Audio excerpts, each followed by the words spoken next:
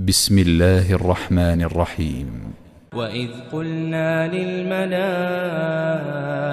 اسجدوا لآدم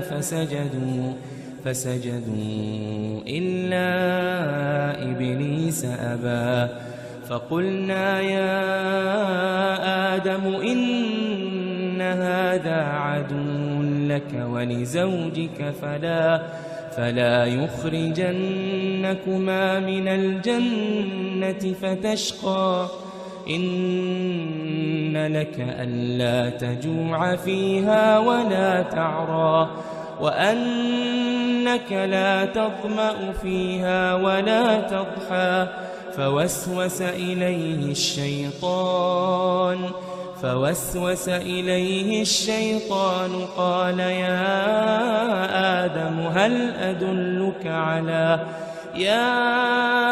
آدم هل أدلك على شجرة الخلد وملك لا يبلى فأكلا منها فبدت لهما سوآتهما وطفقا يخصفان عليهما من ورق الجنة وعصى آدم ربه فغوى ثم اجتباه ربه فتاب عليه وهداه قال اهبطا منها جميعا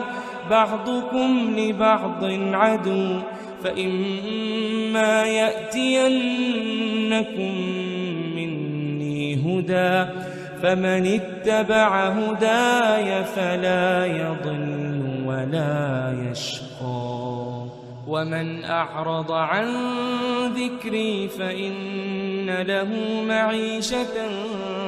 ضنكا ونحشره يوم القيامة أعمى قال رب لم حشرتني أعمى وقد كنت بصيرا قال كذلك أتتك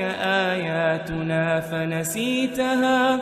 وكذلك اليوم تنسى وكذلك نجزي من أسرف ولم يؤمن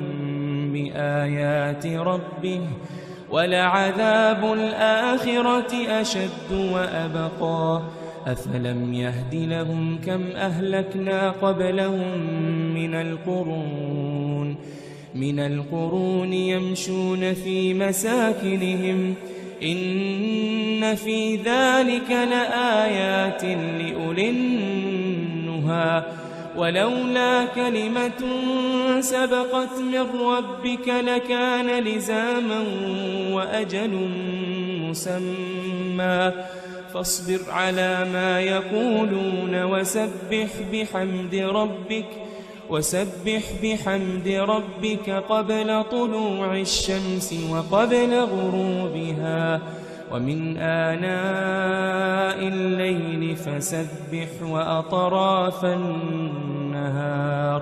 وأطراف النهار لعلك ترضى ولا تمدن عينيك إلى ما متعنا به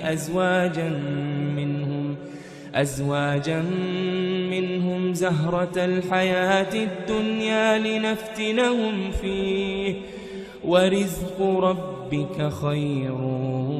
وأبقى وأمر أهلك بالصلاة واصطبر عليها لا نسألك رزقا نحن نرزقك والعاقبة للتقوى وقالوا لولا يأتينا بآية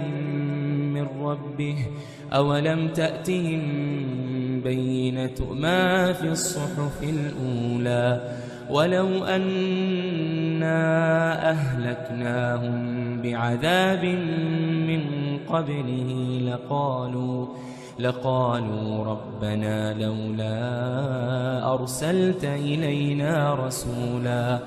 ربنا لولا أرسلت إلينا رسولا فنتبع آياتك فنتبع آياتك من قبل أن نذل ونخزى قل كل متربص فتربصوا فستعلمون من أصحاب الصراط السوي ومن اهتدى.